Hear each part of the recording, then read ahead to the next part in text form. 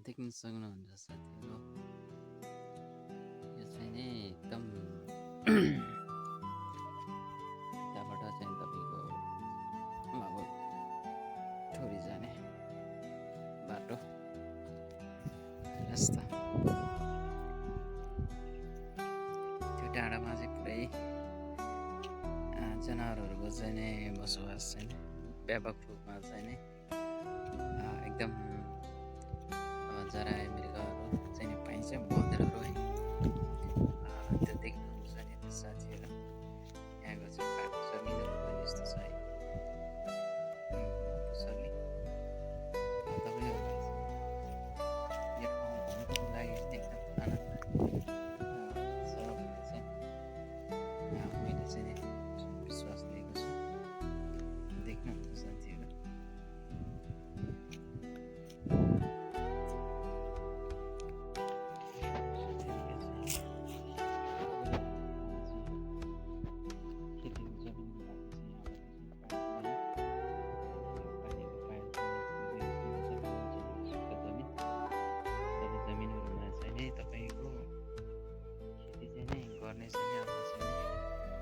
अहिलेसम्म होइन, यो जति पनि यो माथि माथि डाँडीमा चाहिँ आएको थिएन होइन। यसमा सबै पानी चाहिँ नि अब हराभरा बनाइदिने छ। यसपालि चाहिँ अलिकति ठुलो बनाएको भएर बिस्तारै चाहिँ नि यो जुन देख्न सक्नुहुन्छ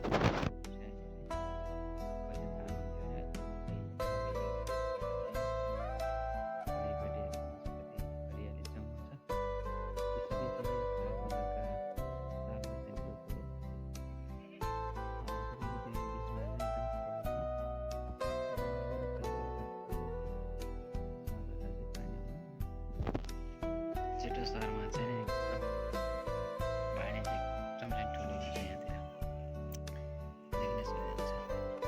अब पाइपलाइनको लागि चाहिँ तपाईँको यहाँ पानीको लागि खाल्डो चाहिँ कति चाहिँ गहिरो छ। यो विस्तारमा चाहिँ नि यो देख्नुभएको छ नि, देख्नुहुन्छ है। यसको साथसाथमा चाहिँ मैले चाहिँ नि हजुरलाई यस्तै राम्रो भोइस क्लिपहरू पनि मैले राखेको छु। भिडियोमा देख्न सक्नुहुन्छ है। यो अहिले हावाहरू चल्न सुरु भइसकेको छ, यहाँ देख्न सक्नुहुन्छ साथीहरू। पुरै चाहिँ नि हावा होइन चलिरहेको देख्न सक्नुहुन्छ साथीहरू।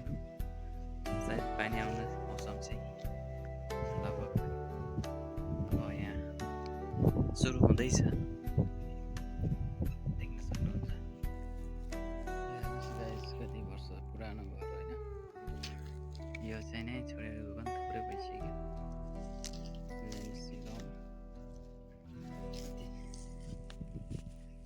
ठाउँ छ, देख्न सक्नुहुन्छ साथीहरू।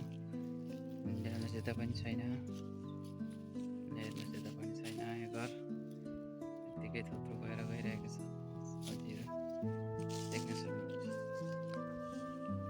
हेर्नुहोस् यहाँबाट देखिने रमणीय यो ठाउँ चाहिँ यस्तो पनि छ। जुन देखिरहेको छ त्यो पहाड चितवनको लास्टै ठाउँ हो।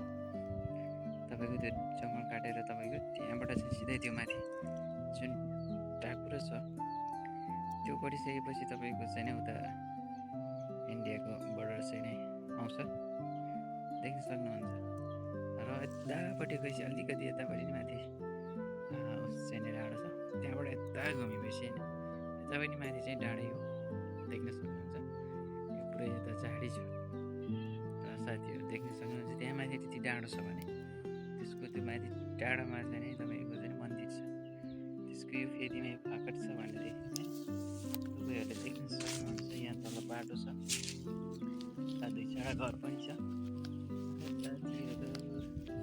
यता देख्नुहुन्छ कि त्यो पर छैन, तपाईँहरूको चाहिँ देख्न सक्नुहुन्छ होइन। हेर्नुहोस् त्यहाँ हेर्नुहोस् साथीहरूलाई। त्यो चाहिँ बाटो नारायणघाट पोखरा जता पनि जान चाहिँ त्यताबाट सकिन्छ। त्यतैबाट आउने नै हो नारायणघाट हुँदै। देख्न सक्नुहुन्छ एउटा कार पनि आइरहेको छ। त्यो यो चाहिँ नि यता ठोरी जाँदैछ, पर्सा जिल्ला ठोरी साथीहरू गाइस। भनेपछि त्यहाँ चाहिँ जङ्गलमा डोडा लाउनु सुरु पनि भइसकेको छ, देख्न सक्नुहुन्छ धुवाइरहेको छ साथीहरू। हेर्नुहोस् है, यो चाहिँ नि घर चाहिँ छोडेको थुप्रै भयो, अहिले मान्छे पहिला थियो अहिले छैन साथीहरू। यस्तो यस्तो भिडियोहरूको लागि चाहिँ मेरो यो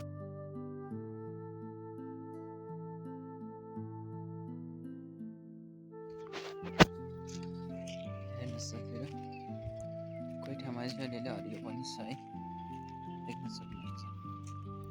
यो ठाउँ चाहिँ यस्तो छ है, यहाँनिर चाहिँ एकदम राम्रो ठुलो एउटा पुल बन्दैछ, त्यसको लागि चाहिँ यो जुन पुल बनाउने मान्छेहरू बस्ने ठाउँ हो, देख्न सक्नुहुन्छ। र यहाँबाट यता पनि यस्तो डाँडा छ है, देख्नुहुन्छ यहाँ सामानहरू रोडहरू एकदम काम भइरहेको छ यहाँ। तपाईँहरूलाई थाहा छँदैछ।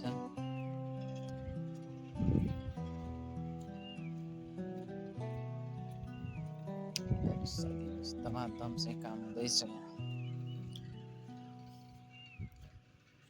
3-4 महिना चाहिँ लगभग भइसकेको छ यहाँ,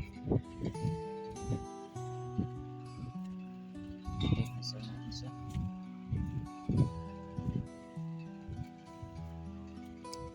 पट्टापट काम भइरहेको छ, देख्न सक्नुहुन्छ। यो पुलको लागि चाहिँ यो ढुङ्गाहरू देख्न सक्नुहुन्छ। 5वटा पिलर छ साथीहरू, देख्न सक्नुहुन्छ। यो काम पनि अगाडि बढिरहेको छ साथीहरू।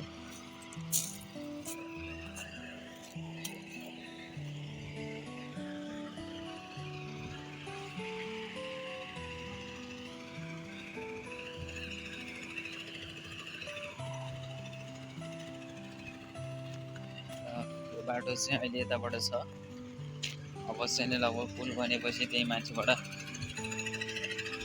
हिँड्न पाइन्छ भन्ने यो गाउँलेहरूको आशा छ साथीहरू।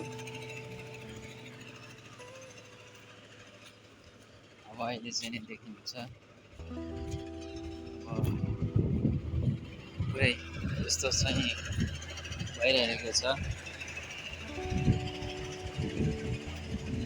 साथीहरू।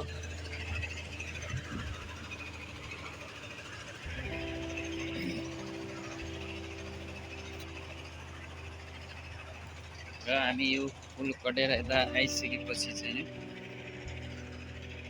हरियाली यता थोरै खेती योग्य जमिनमा चाहिँ यहाँ धान रोपेको चाहिँ नि देख्न सकिन्छ।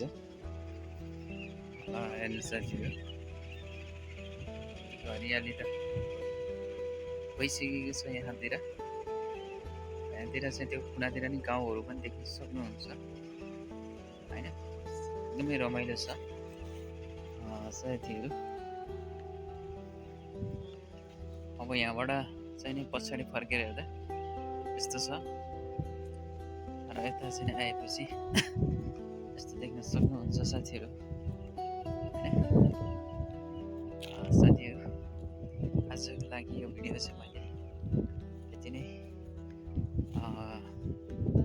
खिच्न सफल भएँ। हजुरहरूलाई के कसो